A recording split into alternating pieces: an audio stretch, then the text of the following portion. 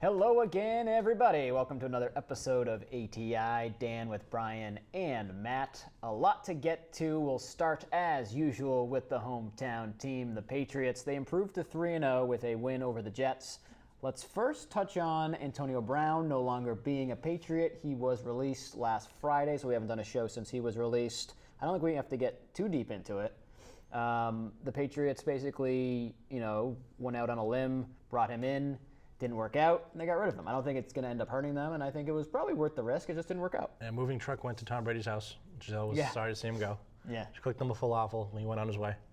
But so it didn't work out. It's too bad. I think that, it would have been nice, but there's just too much with the text message that came out. Yeah.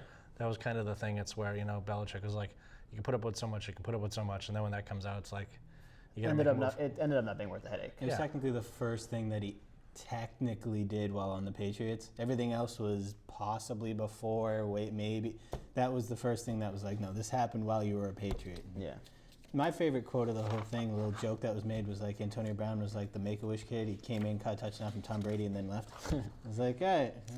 He'll forever be 1-0 with the Patriots. If the Patriots end up winning the Super Bowl this year, does Antonio Brown get a ring? No. If you had the over-under though on the Josh Gordon AB games though, Yeah. Josh Gordon's the winner. Josh Gordon's playing in more, yeah. Yeah.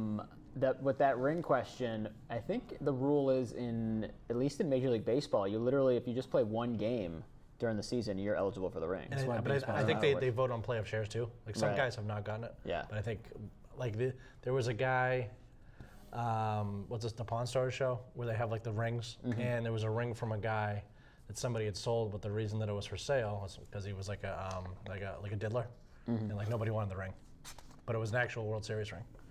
So. To the action on the field, the Patriots won 30-14. The two touchdowns scored by the Jets were not scored against the Patriots defense. The Patriots defense has still not given up a touchdown this year. Punt.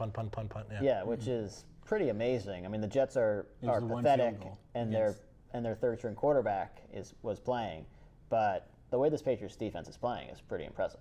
He wasn't awful, but yeah, he wasn't great. I think the Patriots as a whole, outside of like 2 or 3 Josh Gordon incredible catches and one dislocated finger, which I wasn't watching. I missed like 3 plays. And 2 of them were the one where he jammed his finger in the guy's face mask and the next one where he pulled it out. But that game probably could have been a little closer with the mistakes and if Josh Gordon doesn't pull those 2 or 3 great catches out of nowhere. But I think they got the job done at home. It was everything they needed to do, and Tom Brady's still a top 5 quarterback in the league. Did not cover the spread though. Right, because of the pick 6 from Stidham, they would have covered it if it wasn't for that pick 6. Yeah. And what I was surprised that they put Stidham in that early in the fourth quarter. I was a little bit surprised by that. I kind of understood it because the Jets weren't threatening at all. Yeah. But that was after they had already given up the muffed punt. And I've never known Belichick to cave like that. Now, I don't think there was ever a doubt in any of our minds, even after the pick 6, if Stidham had stayed in, that it would have been an issue. But with it becoming a 2-possession game, I think he kind of had to put Brady back in. Yeah, and like they came out in like 5 receiver sets. I don't know why Bill is so anti. Let's just I formation, 3 tight ends, run the football. If we go 3 and out, who cares? They're not going to score. There's Fossil over here. High formations, and Almonte over here just cloud of dust. What sport are you watching now? They throw the ball. Well, when you're up by watching hockey, 30 points, you might as well just run the ball a little bit. I would, yeah, clock management. That's absolutely right. But problem is, look at all the suckers that they're going to cover, and they went down to the Starbucks parking lot in Salt Attleboro because if you enable location on your phone, it says you're in Rhode Island, and you lost this week. Yeah, and then I think in the other big spread game, that was the Cowboys game. What was the final score? I'm trying to find it in the notes here. But I'm pretty sure against Miami. They won 31. Did they cover? To 6. So yeah, they covered. So they did cover. Okay, so I hope so. That's one hell of a spread. So the Cowboys covered their big spread, but the Patriots didn't cover theirs. Yeah, and that game was a lot closer than it really should have been because they missed 2 field goals in the first half, and they could have scored touchdowns on those drives. And there's a possibility they could have been up at halftime, and all of a sudden, you and I talking about Dallas, we look like fools. But now you look at the final score and everything turned out okay. So Dallas is now 3-0. Let's talk about the team that the Patriots are playing this weekend, the Bills, who are also 3-0. And the Bills Mafia and the wacky fucking and fans. the Bills Mafia is going to go off on Sunday. I think that the atmosphere is going to be pretty lit. Twitter's going to blow up. Yeah, as the kids say, it's going to be lit because the Bills fans are going to be extremely excited. They're 3-0. The Patriots coming in 3-0. It's going to be quite an atmosphere. I'm intrigued to see what happens because I think Josh Rosen is the worst quarterback. We'll cut to Lamar later. Josh Rosen is the worst He's quarterback. worse than the backup Let's on the just Jets. go down all Yes. the quarterbacks that you hate. It's really just Lamar Jackson, Josh Allen. Who was the quarterback in Penn State when you were there? Trace McSorley, he's the backup to Lamar now. Is he on the hate list? No, He's on okay. no, he's just a guy. But Josh Allen is not good, and it's kind of the same thing with Lamar. Everyone loved Lamar for 2 weeks, but he didn't play anyone. All of a sudden, he goes up against a real team and shows himself who he is. I think Josh Allen, if he completes like 50% of his passes this week, and they lose by less than 20, I'll be impressed. Will the Patriots finally give up a offensive touchdown this week in Buffalo? It's going to be something stupid. Like Josh Allen's going to run for like a 50-yard score. How yeah. confident are you, Matt? What? That Josh Allen is awful? I'm super confident that in some way, somehow, Josh Allen will stupidly get in the end zone. But yeah, because he always the does. Bills fans are chirping big time. There's a lot of Bills Mafia, and they're very excited. I don't know, when was the last time they 3-0? I mean, it's probably been a while. Because usually it's okay, you can go see the Patriots play in Buffalo after the fourth week. Right. Usually when the The Patriots tickets prices go down a half. Yeah, like Patriots and Bills playing, even when it's early in the season, it's usually the Patriots, have established themselves, and the Bills are probably off to a slow start. But the fact that both are 3-0 kind of adds some juice to the matchup. It doesn't. It doesn't. The Bills haven't played anyone. It doesn't. But neither have the Patriots. Which also makes this week good for the Patriots because I'm pretty sure, actually, if you look at the three teams that the Patriots have beaten, all of them are winless, I believe. Steelers haven't won a game yet, Dolphins haven't won a game yet, and the Jets haven't won a game yet. You play the schedules in front of you. Yeah, now, of course. I But mean, it'll be good for the Patriots to, if they beat the Bills on Sunday, to get a win against a team that came in with 3 wins. How about this? The Buffalo Bills, right? Supposedly are in first place somehow in the AFC East here. Yeah, they're tied with the Patriots. Well, that's because they have a better division record. They have a better division record, and then they've. But I mean, look at the Patriots have scored 106 points and only given up 17. It's probably the best plus minus. I guarantee you in the whole league. Do you want to know the stupid thing? The next closest in the AFC is the Bills on defense in points against at 47. And that shitty quarterback for Baltimore, he's 110. So let's talk about Played that. Arizona and Miami. So let's talk about that game. That was one of the highlight games of the weekend that we talked about last week. Was going to be this Chiefs-Ravens game. Playoff game. Yeah, maybe a playoff preview. Chiefs end up winning. The Ravens made it kind of closer than it probably was at the end, right? You watched it more than I did. Yeah, it was close in the first half. At the beginning of the day, it was downpouring and thunder, and there were talks like the game might have been suspended. As soon as 1 o'clock hit, the sun came out, it didn't rain again. Patrick Mahomes was just dicing them up in the first half. 23 points in the second quarter, yeah. Yeah, and then the second half, I don't know if they just took their foot off or whatever, but Lamar Jackson started running around. He still only completed 51% of his passes. 15 points in the fourth quarter, yeah. Like, I don't know. He's not a good quarterback. He's a great athlete and a great runner. And when you give him garbage time and you're playing zone defense, sure, I mean, he makes plays. But if he doesn't have his athletic ability, if he has Tom Brady's athletic ability, but his same, quarterbacking skills, that game is completely different. Yeah, lost by 5. That's a close game. But I know a lot of people, non-New England people, that's going to be the AFC Championship game. They think that. New England versus Kansas City. No, these are people that are, hitting the hash pipe. They think that the Ravens and the Chiefs. Oh. They think, the Patriots are rolled one injury away. Happening and thought, well, they go, what's going to happen? They go, the Patriots have no receiver depth, or something like that. But yeah, I don't think so. I think the defense on the Patriots is the going to question with the Chiefs is because we know that the offense is incredible. Has their defense improved at all? They gave up 28 points to the Ravens on Sunday. I don't know that the Chiefs' defense has really gotten much better. I don't think so. I mean, you had guys like Frank Clark, but you lose a guy like Justin Houston. You had a guy like Tyrann Mathieu, but you lose a guy like Eric Berry. You're basically getting knockoff products. As much as I love Tyrann Mathieu, Frank Clark is an a-hole and doesn't deserve to be in the league. That's a whole other thing. But he fits well in the Chiefs, if you get what I'm at. They've given up 45 more points than the Patriots this year in 3 games. So on average, 15 points more a game, 2 touchdowns. Yeah. The other big quarterback story from Sunday was what happened with the Giants with Daniel Jones. Danny Dimes. Coming in for his first career start and playing very, very well against Tampa. They were lucky in the end to win because Tampa missed a chip shot field goal that should have won the game. What? Last week That was on an the absolute show, chip shot. Yeah, last week on the show I talked about Bill O'Brien is the reason why all the Patriots always win. It's because coaches are stupid. Bruce Arians 2.0, same thing. You heard his post-game press conference, right? No. So Mike Evans, amazing catch down at the 10-yard line, all right, to put him in field goal range.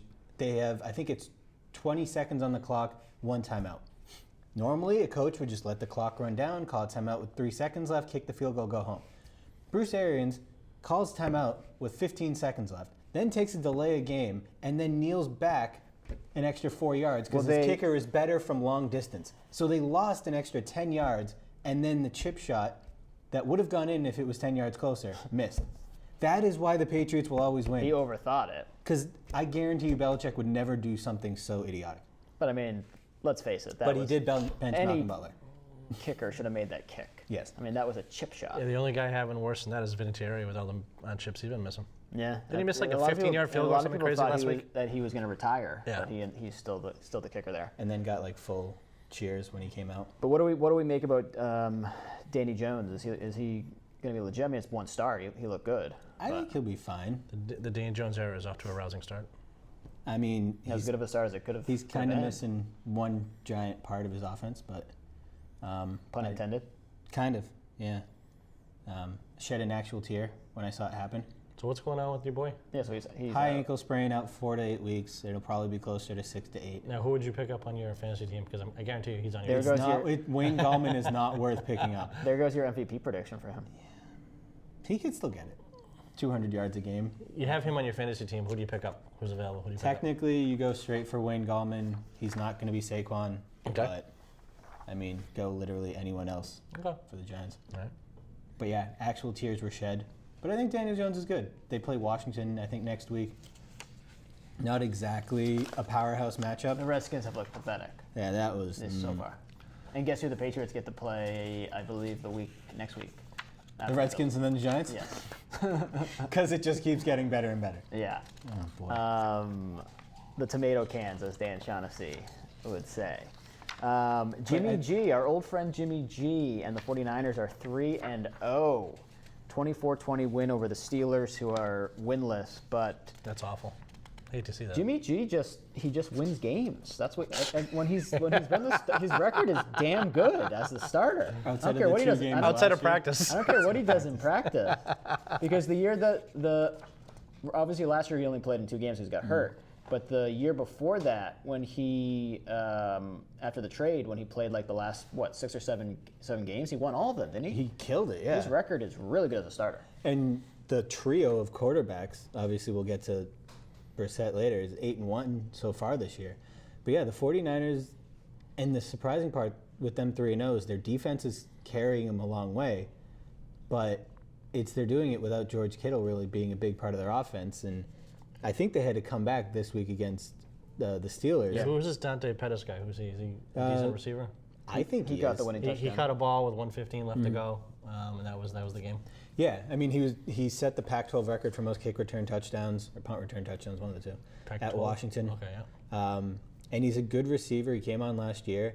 He's trying to build a rapport with Jimmy G, but Kyle Shanahan hates him, so he benches him half the game. I'm not really sure what's going on, but I think that division, we joked about how the NFC South might be the best. I think the NFC West Yeah, might because be the best. 49ers after a 3-0 start. Rams are off to a 3-0 start. Rams beat Cleveland, so is Cleveland's Yeah. season now in the dumpster fire? Well, Because they were the hot take, in being the season. Right? turning to that game and turning to, if we want to talk about the Browns, the other problem that the Browns are having is their schedule. As easy as the Patriots' schedule is to start the year, the Browns is have the a tough opposite. schedule, They have a yeah. really hard schedule. Who do they play this weekend? At Baltimore. Oh boy. So Big Lamar game. the Browns, even if they are improved from years past, the record might not show that. Yeah, them going in, it because might be a bigger deal. They're 1-2 now at Baltimore this weekend. Cleveland, could be looking at a tough start to the season. What's it? Maybe 1-4 if they lose that, right? Yeah, Maybe 1-4. 1-3. Oh, sure. 1-3. Yeah. Can't do math. Math is hard. My brain right now is mush. But I think it comes down to the coaching aspect again, and he admitted that play calling as an offensive coordinator and a head coach is not the easiest thing to do. And people were making fun of Freddie Bathrooms for taking. Freddie Bathrooms. It's just too easy to call him a different name. Freddie Libraries, Freddie Dining Room. Pick your name. Who's this? Freddie Kitchens, the head coach. So instead of kitchens, you just put another room in there. Okay, never mind. Where was I? Oh, right. But he Freddie took bedroom. basically, he took a lot of crap for it, and I mean, I don't know if that's a good thing, but you can't be 1-3, 1-4, 1-5 when you have Odell, Jarvis Landry, Baker Mayfield, who Rex Ryan apparently hates. And just with all the hype that team, they got so much hype during the offseason. But again, that schedule is rough at Baltimore, and then I've heard people. We don't have it right in front of me, but I've heard that the schedule keeps getting harder as it. Well, I think because then they have to. There's Baltimore, Pittsburgh, and Cincinnati are easy games. I think the Patriots are week 8 for them, week 9, one of those two. That sounds right. So if they don't get a couple wins early, 0-3 teams have a very poor chance of making the playoffs. 1-3 teams aren't much better. Yeah. How about the Packers? They're 3-0 too. Yep. Packers off to a 3-0 start. Who did they beat? Broncos. They beat the Broncos, who are off to an 0-3 start. So yes, I mean it's starting to look like that Packers defense, which was solid in Week 1 against the Bears in that kind of embarrassing opening night game for both teams. That was such a boring game. Yeah. Where the Packers defense was rock solid in that game, it's starting to look like that was no accident. No. Like the Packers actually have a strong defense to go along with Aaron Rodgers, so they could be a team to look at in the NFC. And Rodgers even came out and said that the offense needs to pick it up and help the defense. We can't just carry on. I mean, for a guy that's supposedly a top 5 quarterback in the league to admit that he's struggling I think takes a lot out of him, especially when he's been going at it with the head coach every week. Just gonna double check. Exactly. That's right. And what's going on with Denver? They can't figure things out. There's supposedly Mile high, Dan. Mile high. That's nice. Mile high. Yeah. Well, you know what their issue is? The game was in Green Bay. So They're good at I don't home. think it's much different there. they weren't They're good at home, but when they're on the road, they're not a great team. I don't think Joe Flacco is ever going to get back to Super Bowl run Joe Flacco. And I think people are trying to still just grab it to see what they can get. And there's no backup. Drew Lock is out injured still. Emmanuel Sanders is probably the only good weapon they have. And there are rumors of the Patriots looking at him type thing now. Ooh. So, especially if they trade off a couple of their assets, Von Miller will probably be gone next. And who knows what that team will happen. Looking at another result from Sunday, another former Patriot, Jacoby Brissett, who's playing decently for Indianapolis. Obviously after Luck retired, everyone said the season's over for the Colts, but they're 2-1 now. That was a nice win over the Falcons. Do we think the Colts could have a chance to at least be competitive with Jacoby?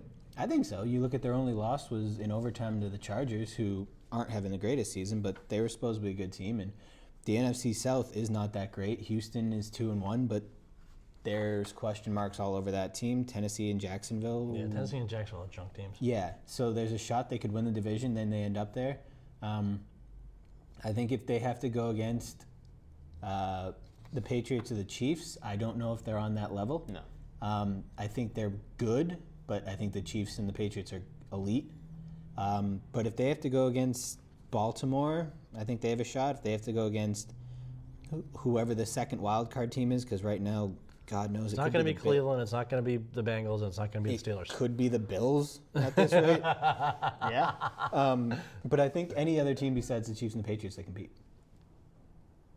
Yeah, because you're just talking about wild card teams right there. You've got to say that especially the Bills being in the AFC East, yeah, they're gonna have to play the Patriots twice, but they get to play the Jets twice. They get to play the Dolphins twice. Mm-hmm. If the Bills are going to be a playoff team, if they can go 4-0 in those games, they got a chance. As long as OJ does not endorse them on Twitter, they're going to have a good season. He's still focused on OJ Antonio is Brown. unhappy about He's all over the Twitter. And he can't get verified. How come he can't get verified? It seems pretty easy. He's verifiable. Everyone else can verify him. Can we talk about Brian's Raiders and how they're just awful as an offensive team? Yeah. They're in second place right now in the Please West, in the discuss. AFC West. Is that impressive though? Yeah, I think it's pretty good. They won one game. They're only going to win 3 more to beat last year. Vikings, decent team, 2-0 at home, 2-1 altogether. They were down by 10. The Raiders put up a little bit of a fight, but yeah, I mean, I think that when They lost by 20. Yeah, 20. Hey, whatever. They were in it for the first quarter of the first quarter. They got the running back there for the Vikings. He had 100 yards rushing for the third straight time. Josh Jacobs. That's not so bad. And I think that I think I've talked to you guys about this before. Patriots do it very well. Modern NFL defenses are made to beat the pass. They're not made to beat the run. And if you can run the ball successfully, you're going to destroy teams. Because personnel-wise, there's no point of actually putting any money into your line to stop the run because nobody runs the ball anymore. So it's all corners, it's all safeties. Those are your high-money guys. I mean, like a cornerback, he's the guy that always, oh, man, they franchised me. Oh, those are the guys that make all the money. Those interior linemen, those grunts, you never hear about them. And if you have them, you're going to stop the ball. You don't invest in them. So if you can run the ball, you're going to walk right over teams. If you have a good defense, you can run. It's almost the 80s again. If you have a good defense. Didn't you just give me crap for talking about the 80s like 10 minutes ago? It's not just Netflix. It's not Glow. It's not It. It's not Stranger Things. It's not American Horror Story. Are you Okay, sure I'll that's all stop. the I'll 80s? stop. All right the there. great TV No, content. is but about I'm the 80s. serious. But the money is in the secondary. So these teams that can run, they can walk over people. So. The last game I think we should highlight from this past week, and then we'll look at some of the games coming up on Sunday, is that Saints-Seahawks. The Saints beat the Seahawks 33-27. Teddy Bridgewater looked pretty good. And for everyone that was saying the Saints are going to be in trouble without Breeze, it looked like Teddy played well on Sunday, so at least it looked like he could fill in. I was very impressed, especially given the weather conditions in Seattle. I was very impressed that It was raining. it was raining, but Alvin Kamara took over, and I was just impressed that they were able to stick with it. And Russell Wilson went off, but it didn't matter because for every punch he threw, the Saints threw 2 right back. So that made me a believer again. Yeah, the Saints haven't folded like a lot of people thought they would. That was a big win for them in Seattle too, which is obviously tough. Oh, yeah. Looking at the schedule this weekend, the one I would circle is probably Dallas at. Speaking of the Saints, Dallas at New Orleans. That's the real test right That's there. a It's big a home game. game. Yep, On Sunday it's night. at New Orleans. Dallas comes in undefeated, and then it's going to be a good test for what we were just talking about. Teddy Bridgewater, under the pressure, primetime game. How's he going to do against the Dallas team that we've talked about the last couple of weeks? We all kind of agree is probably just about the best team in the NFC. Right. I'm very intrigued because my pick was the Saints, your pick was the Cowboys. Yeah. Normally these two teams meet in Week 13 on Thursday Night Football, and it's a god-awful affair. So I'm interested to see what happens when this happens on Sunday night early in the season. In a dome. The weather's not an issue. No. And I think this will be the test. If the Cowboys can put their foot down the way they have, I think there's no doubt in my mind that the Cowboys are the second best team in football to beat, behind the Patriots. But even though you got the Rams and you still got the 49ers at 3-0?